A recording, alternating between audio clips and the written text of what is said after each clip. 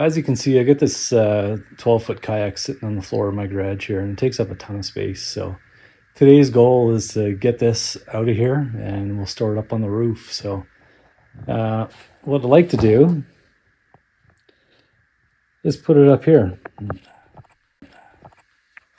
Went to Princess Auto a few weeks ago and picked this up. It was on sale for about 15 bucks.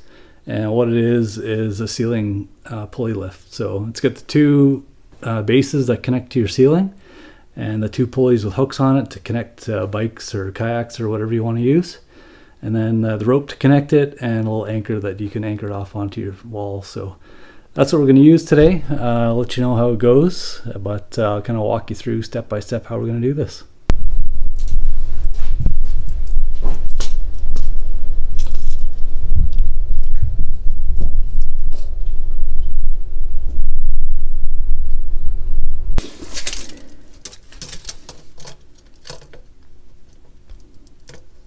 Well, open up the box and had a look at the components here, and I think we've hit our first roadblock already. So I got about 12 inches of room.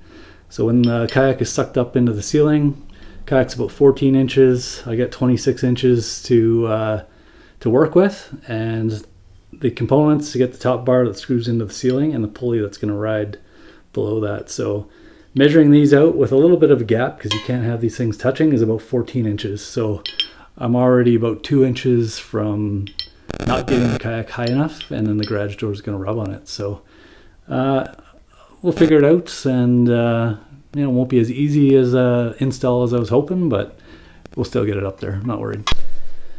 All right, well, I think I found the solution here. I've got this old piece of hardwood that came from a pallet, and I'm just going to cut a little bit of it off so that way I can fit that inside the cockpit here. I'll attach the two pulleys to the piece of wood, and then that'll drop the whole unit into the kayak instead of hooking it from above the kayak. It's probably going to save me a good 2 to 4 inches, and if I actually need more, I can actually put some little blocks on the front and back to push the wood down further, and that'll give us even more room to get this thing going. So I'm going to cut this down, and we'll start installing the pulleys on the ceiling.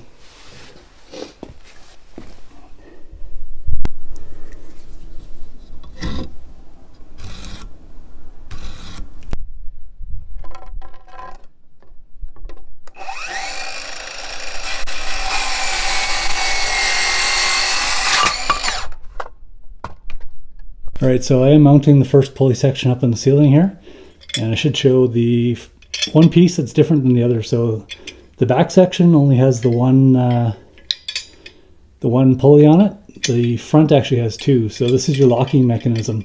So when you're pulling down on the rope to get it up, this will free float and the rope will go through it freely. And as soon as you let go of the rope, this will actually kind of pinch shut to pinch that rope in there and not let it out. So that's your lock. So when you want to release it, you just pull the line down a little bit and you kind of slowly guide it through.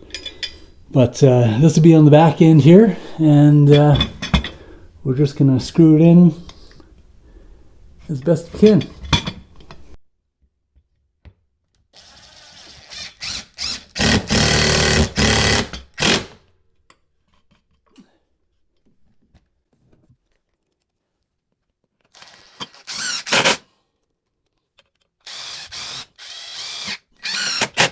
Alright, so I do need these pulleys to line up with the cockpit of the kayak. So took a brief measurements to get that piece of wood in there in the cockpit and still get enough movement on it that I can lock it in properly. Probably want these spaced out about 26 inches apart. So I'm just going to measure center to center, and I'm going to leave myself a mark. And then I'll use my stud finder just to make sure that my holes line up with the stud up on top there. So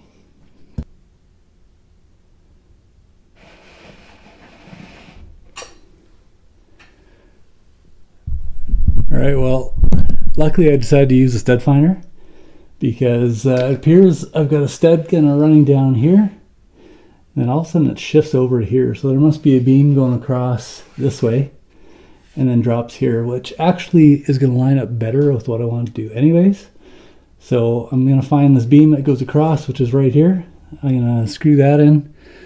It's going to mess up my spacing a little bit maybe for the pulleys, but I think it's actually going to work out probably better than I was planning. So Always use a stud finder before you start screwing into this drywall, because I've put a lot of holes in looking for studs, and this stud finder here is probably one of the best I've ever found.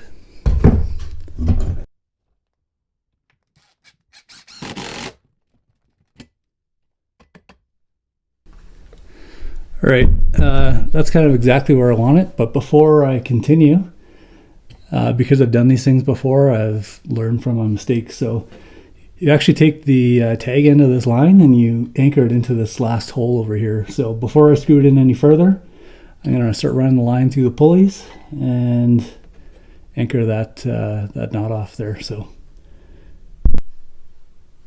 all right, so now I've got my 2 mounts mounted to the ceiling, and next step is to string up these pulleys. So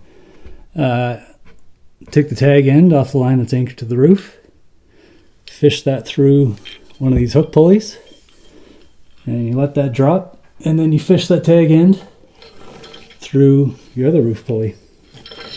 Like, let that drop, take this through across to the other rooftop pulley. Next it goes to my other hook pulley, and finally through the locking pulley. So this is probably the most awkward of all the pulleys here, but that's got to go through here, and then it's got to go through this small hole on this lock, which isn't the easiest thing to get lined up, but not too bad. Okay.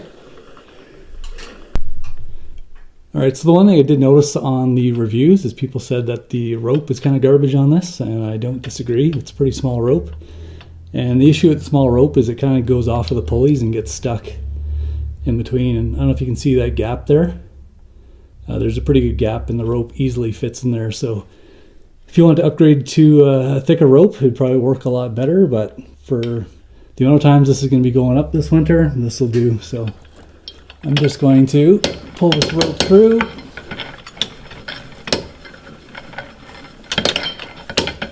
There's a lot of rope on here. This is a pretty low ceiling point in my garage, but it would work on a pretty tall ceiling as well. All right, so the system's pretty much ready to go here. If I was hanging a bike, I could hang this to the handlebars, hang this off the back seat, and lift this thing up into the ceiling right now. Since I got a clearance issue, I'm gonna have to add an extra step to mine. So as you can see, there is a hole in this mount, so I'm not gonna use the hooks.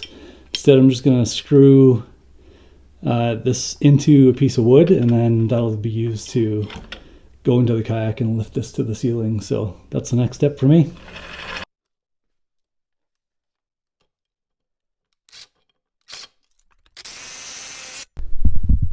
Okay, roadblock number 2. So just set this up and started pulling on it, and had a hard time pulling on it, and kind of realized where I went wrong. So if you look on the ceiling, the pulleys, they're aligned in that fashion there.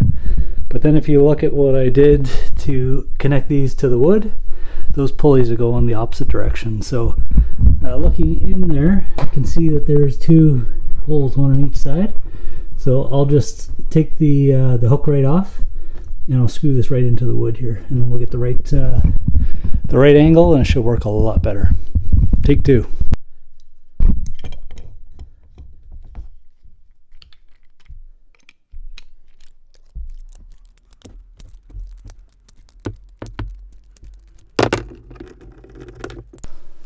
All right, so I got everything ready to go. I didn't like the idea of screwing these pulleys in. The screws don't have a whole lot of strength there to hold that up, and there's a lot of weight on that kayak, and it is loaded with my gear. So I went digging through my nuts and bolts, and I found a good pair of bolts that I'm going to use instead. So I just have to drill a hole through that piece of wood there, and then insert the bolt, put the nut on it, and be ready to go.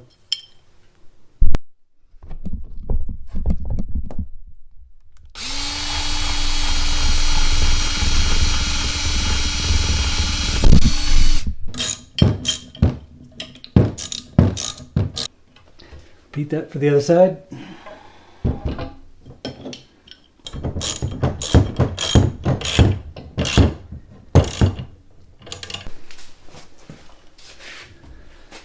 All right, so board is set up now. Both pulleys are on it, facing the right direction.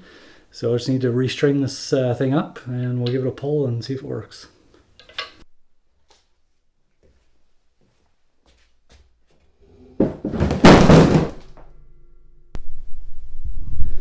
Okay, so as I was lifting that into the roof, this piece of wood came out. So right now it's secured in the back. It won't go back any further because of this foam divider in the back. But in the front, I'll slide forward, and that's what's going to make the whole thing release. So what I'm going to do to problem solve that is I'm just going to screw in a little block of wood up front here, and that'll lock it in there once it's in place. So hurdle number 3, probably an easy solution on that one. All right, well, I always tend to keep lots of scraps around the shop, so I got a little piece of 2x6 that I'm just going to screw in the front there, and that should do it.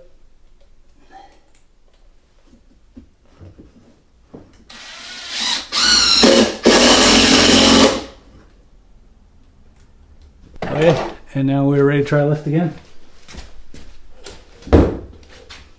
There, I'll lock that in now, and won't be able to come loose.